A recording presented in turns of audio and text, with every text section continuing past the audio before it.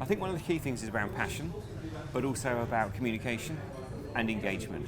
So being really passionate about what employee ownership means for you. Certainly in our experience, where organisations are not clear about what that means, it makes it really hard to engage people.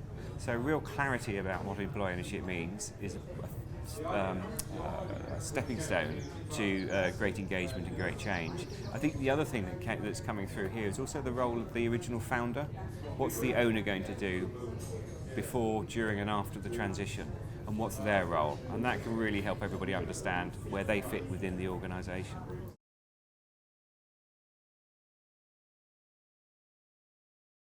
I think that's something almost unique to this sector, but I think there's probably a reason for that. And interesting, this was about the built environment, but generally within the EO space, there are so many different types of organisations.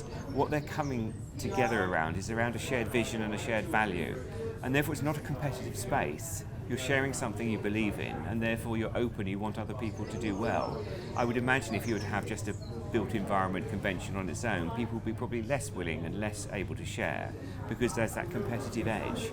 It doesn't seem to come through when you get people here talking about something that they passionately believe in and have a real strong drive to see it through successfully.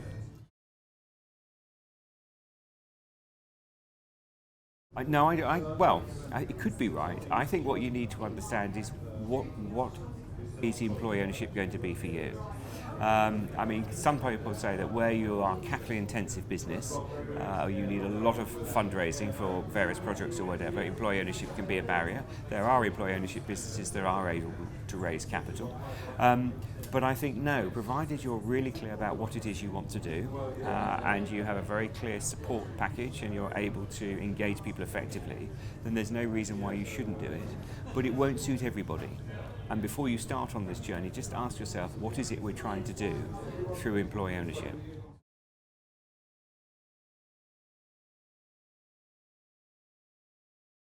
Yeah, I think the first thing is, as I said, is around what it is you're looking for employee ownership to be. And then I think there are some basic things you need to have in place. So is your organisation ready for employee ownership? In other words, is it succession planning that is driving that need? And in which case, is your organisation ready for you to succeed out of the business if that's what you're going to do?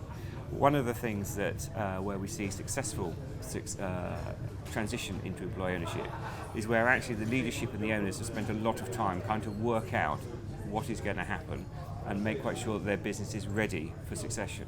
In many cases, there's often two processes going on. There's the succession process and there's the employee engagement process.